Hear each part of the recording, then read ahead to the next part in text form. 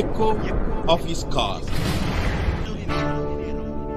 கர்த்தருக்குள் அன்பான என் சகோதர சகோதரிகளே, உங்களை ஆண்டவராகிய இயேசு கிறிஸ்துவின் நாமத்தில் அன்புடன் வாழ்த்துகிறேன். ప్రభు నందు ప్రియమైన సహోదర సహోదరి, మిమ్మల్ని అందరినీ ప్రభువైన యేసుక్రీస్తు నామం నందున ప్రేమతో ఆహ్వానిస్తున్నాను. சங்கீதம் 51:10 நாம் படிக்கும்போது, కీర్తన గ్రంథం 51వ అధికారం 10వ వచనం చదివేటప్పుడు, தேவனே சுத்த இருதயத்தை என்னிலே சிருஷ்டியும், దేవా நிலைவரமான ஆவியை என் உள்ளத்திலே புதுப்பியும்.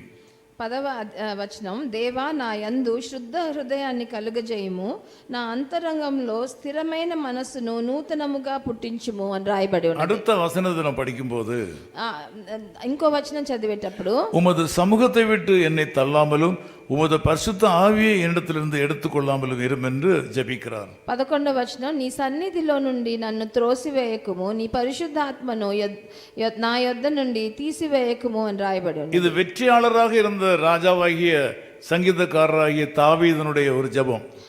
విజయవంతమైన దావీదు రాజు చేసే ప్రార్థన ఈ కీర్తన. இதுல ஒரு காரியத்தை நாம் பார்க்கிறோம். దీంట్లో ఒక కార్యాన్ని మనం చూస్తున్నాము. உமது சமூகத்தை விட்டு என்னை தள்ளாமலும் உமது பரிசுத்த ஆவியை என்னிடத்திலிருந்து எடுத்துக்கொள்ளாமலும் இரும் என்று அவர் சொல்கிறதை பார்க்கிறோம். మీ సన్నిధి నుంచి నన్ను తోసివేయకుము, మీ పరిశుద్ధాత్మను నా దగ్గర నుంచి తీసివేయకుము అని చెప్తున్నాడు. சுத்த இருதயத்தை தாரும் என்று ஜெபிக்கிறார். నాకు ఒక పరిశుద్ధమైన హృదయాన్ని ఇవ్వండి అని చెప్తున్నాడు. நிலைவரமான ஆவியை தாரும் என்று வேண்டுகிறார். నాలో నిలకడగలిగిన ఒక ఆత్మని ఇవ్వండి అని చెప్తున్నాడు. மிகவும் துன்பப்படுகிற நேரத்தில் இந்த 4 காரியங்களும் வேண்டும் என்று அவர் நமக்கு கற்றுக் கொடுக்கிறார். ఎంతో ఇబ్బందులు కష్టంలో ఉన్నప్పుడు ఈ 4 ఆశీర్వాదాలు మనకు కావాలని మనకు తెలియజేస్తున్నాడు దావీదు రాజు. இந்த கஷ்டப்பட்ட காலத்தில் ஆண்டவர் அவருடைய ஜெபத்துக்கு பதில் கொடுக்கிறார். ఆయన ఇలా ప్రార్థన చేసినప్పుడు ప్రభు ఆయనకి బదులిచ్చాడు. ஆவிக்குரிய மக்களுடைய வாழ்க்கையில ஒரு மாற்றம் தேவைப்படுகிறது.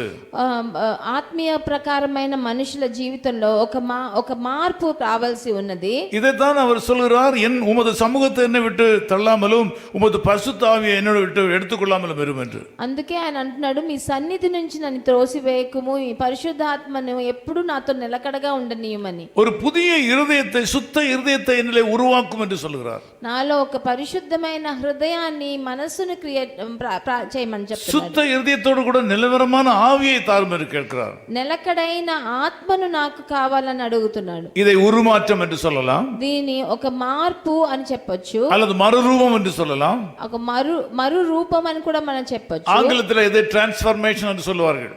ఆంగ్లంలో దీన్ని ట్రాన్స్ఫర్మేషన్ అని చెప్తారు. இதுல ஒரு ரகசியத்தை உங்களுக்கு சொல்லிக் கொடுக்க விரும்புகிறேன். దీంట్లో ఒక రహస్యం ఉంది. மிகுந்த ஆழ் துக்கத்தில் வாழ்ந்து தேவனுடைய வல்லமையை முழுமையாய் சார்ந்து கொள்ளும் மனிதன்தான் இந்த அனுபவத்திற்குள் வர முடியும். ఎంతో లోతైన ఒక శోకంలో ఉన్న మనిషి ప్రభు మహత్యం తెలుసుకున్న తర్వాత ఇలా మారగలడు. தன்னுடைய சக்திக்கு மேலான கஷ்டத்துக்குள்ளாக போனதுக்கு அப்புறம்தான் ஒரு மனிதன் இந்த ஜெபத்தை ஏறெடுக்க முடியும். తన శక్తికి మించిన ఎన్నో శోధనలని ఎదుర్కొన్న ఒక మనిషి ఒక్కడే ఈ 4 విషయాల గురించి ప్రార్థన చేయగలడు. ஆண்டவரே, உமது சமூகத்தை விட்டு என்னை தள்ளாமல் இரும், మీ సన్నిధి నుంచి నన్ను తీసివేయకు ప్రభువా అని అడుగుతున్నాడు. உம்முடைய பரிசுத்த ஆவியானவரை என்னை விட்டு எடுத்துக்கொள்ளாதேயும் మీ పరిశుద్ధాత్మను నా దగ్గర నుంచి తీసివేయకుము అంటున్నాడు என்று சொல்லி மிக கஷ்டமான சூழ்நிலையில இந்த ஜெபத்தை ஏறெடுக்கிறார். ఎంతో క్లిష్ట పరిస్థితిలో ఇలాంటి ప్రార్థనను దావీదు రాజు చేస్తున్నాడు. நீங்களும் கூட இப்படித்தான் கஷ்டப்படுகிறீர்கள். మీరు కూడా ఇలాగే బాధలో ఉన్నారు. வெளியிலே சொல்லவில்லை, మీరెంతో బయట చెప్పకుండా ఉన్నారు. வெளிநாட்டில் இருக்கிற உங்கள் சொந்தக்காரர்களுக்கு நீங்கள் எழுதவில்லை, బయట వేరే విదేశాల్లో ఉన్న మీ సొంత జనాలకు కూడా మీరు తెలియజేయలేదు. உங்கள் சபையிலே போய் சாட்சி சொல்லவில்லை, మీ సంఘాలలోకి వెళ్ళి మీరు సాక్ష్యం పలకలేదు. ஜெபக்குழுவிலே போய் ஜெபிக்க சொல்லவில்லை, ఒక ప్రార్థన అనురోధం కూడా పెట్టలేదు. இன்றைக்கு காலை வேளையில் ஆண்டவர் உங்களோடு பேசுகிறார். ఈ ఉదయ కాలంలో ప్రభు మీతో మాట్లాడుతున్నాడు. நீ யாரிடத்தில் சொல்லாவிட்டாலும் என்னிடத்தில் சொல்லி இருக்கிறாய் அல்லவா? నువ్వు ఎవరికి చెప్పకపోయినా నాకు చెప్పావు కదా. 12వ వచనத்திலே 12వ వచనంలో, உமது ரட்சண்யத்தின் சந்தோஷத்தை திரும்ப எனக்கு தந்து உற்சாகமான ஆவி என்னை தாங்கும்படி செய்யும். మీ రక్షణ్యాన్ని సంతోషాన్ని మరలా నాకు ఇచ్చి నాకు ఉత్సాహము కలిగిన ఒక ఆత్మతో నన్ను నింపుము అని చెప్తున్నాడు. இந்த கஷ்ட சூழ்நிலையிலே கர்த்தர் உங்கள் ஜெபத்தை கேட்பார். ఈ క్లిష్టమైన పరిస్థితిలో ప్రభు మీ ప్రార్థనను తప్పకుండా వింటాడు. இரண்டாவதாக தன்னை மாற்றும்படி வளைந்து கொடுக்கிற எந்த மனிதனையும் தேவன் நிச்சயமாகவே அசட்டை பண்ண மாட்டார். తనను మార్చుకునే దానికి సిద్ధంగా ఉన్న ఏ మనిషిని ఆయన అసలు పట్టించుకోకుండా ఉండలేడు. சுய நியாயத்தை பேசி இப்படி நடந்தது இப்படி செய்தது என்று சொல்லாதபடி தன்னை முழுமையாக ஆண்டவருக்கு வளைந்து கொடுக்கிற மனிதனுக்கு ஆண்டவரும் வளைந்து கொடுப்பார். తన సొంత నీతిని బట్టి తనను చెప్పుకునేవాడు కాకుండా తనని తన్ను మార్చుకునే దానికి ప్రభు దగ్గర అప్పగించిన మనిషిని ప్రభు ఎంతో తప్పకుండా మారుస్తాడు. மூன்றாவதாக அவன் எந்த அளவுக்கு கடினமாக இருந்தாலும், எவ்வளவு பொல்லாதவனாக இருந்தாலும், எவ்வளவு பாவியாக இருந்தாலும் ஆண்டவர் மாத்திரம் அவனை அசட்டை பண்ண மாட்டார். అలాంటి మనిషి ఎంత కఠోరమైన మనిషో, ఎంత చెడ్డ పని చేసిన వాడై ఉండొచ్చు, ఎంత పెద్ద పాపినై ఉన్నా కూడా ప్రభు మటుకు ఆయనను తప్పకుండా ఆయనని చూసి ఆశీర్వదిస్తాడు. இந்த காலவேளையிலே உங்களை கொண்டு ஆண்டவர் ஏதாகிலும் இந்த உலகத்திலே காரியங்களை செய்ய வேண்டும் என்று நீங்கள் விரும்பினால், ప్రభు ఈ ఉదయకాలంలో మిమ్మల్ని బట్టి ఏవైనా కార్యాలు చేయాలని మీరు తలుచుకుంటే, உங்கள் மேலே தேவன் ஒரு பெரிய காரியத்தை செய்யும்படியாக நீங்கள் உங்களை வளைந்து கொடுங்கள். ప్రభు మీ చేత ఒక పెద్ద కార్యాన్ని చేసేదానికి మిమ్మల్ని మీరు ఆయన చేతికి అప్పగించండి. முதலில் அவர் நம்மை ஆசீர்வதிக்கும்படி நாம் நம்மை அவருக்கு பூர்ணமாய் ஒப்பு கொடுக்க வேண்டும். ఆయన మనల్ని ఆశీర్వదించినట్టు మనల్ని సంపూర్ణంగా ఆయన చేతికి మనం అప్పగించాలి.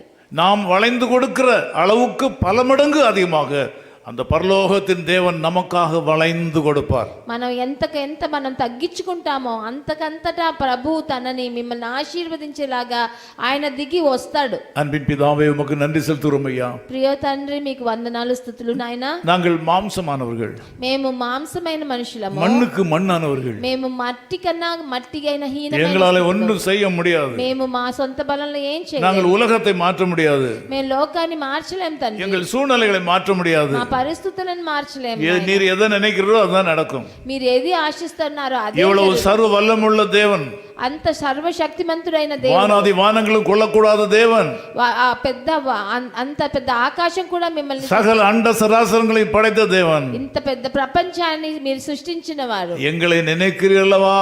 இதல்லவா பாக்கியம். ఇది మమ్మల్ని అనుకుంటున్నారు, అందుకు మేము ఎంతో భాగ్యం చేశాం. எங்கள் ஜெபத்துக்கு பதில் கொடுக்கிறீர்களவா? அதல்லவா பாக்கியம். మీరు మా ప్రార్థనలకు బదులిస్తున్నారు, అది ఎంత పెద్ద భాగ్యం నాయన. நீர் மகத்துவமானவர், మీరు పెద్ద మహత్వము కలగాలి, நீர் பெருந்தன்மை உள்ளவர். మీరు ఎంతో మంచివారు. இந்த ஜெபத்திலே கலந்து கொண்டிருக்கிற எல்லா மக்களையும், நல்லவர்களோ கெட்டவர்களோ பாவிகளோ எல்லாரையும் நீர் ஆசீர்வதித்து உம்முடைய நாமத்துக்கு மகிமையாக உயர்த்த வேண்டும் என்று ஜெபிக்கிறேன். నాతో ఏకీభవించే వాళ్ళు మంచి వాళ్ళ ఉండొచ్చు, చెడ్డ వాళ్ళ ఉండొచ్చు, పాపులే ఉండొచ్చు, వాళ్ళందరినీ ఆశీర్వదించి మీరు ఎంత మంచి దేవుడు అన్నది నిరూపించండి. இவர்கள் எல்லாரும் உம்முடைய வருகைக்கு தங்களை ஆயத்தமாக்கும்படி கிருபை தாரும். మీ రాకడకు వీళ్ళందరూ సిద్ధమయ్యేలాగా వాళ్ళని ఆశీర్వదించండి. இயேசு கிறிஸ்துவின் நாமத்தில் ஜெபிக்கிறோம் பிதாவே. ప్రభువైన యేసుక్రీస్తు నామం నందున వేడుకుంటున్నాము తండ్రి. ஆமென். ఆమేన్. தொழுகிறோம் எங்கள் பிதாவே, பொழுதெல்லாம் ஆவி உண்மையுடனே. தொழுகிறோம் எங்கள் பிதாவே, பொழுதெல்லாம் ஆவி உண்மையுடனே. பரிசுத்த அலங்காரத்துடனே தரிசிப்பதிதா சரணம் சரணம். பரிசுத்த அலங்காரத்துடனே தரிசிப்பதிதா சரணம் சரணம். தொழுகிறோம் எங்கள் பிதாவே, பொழுதெல்லாம் ஆவி உண்மையுடனே. His call ministries 10 Muhammad Abdullah 2nd Street, opposite International Cricket Stadium, Chepauk, Chennai 600005.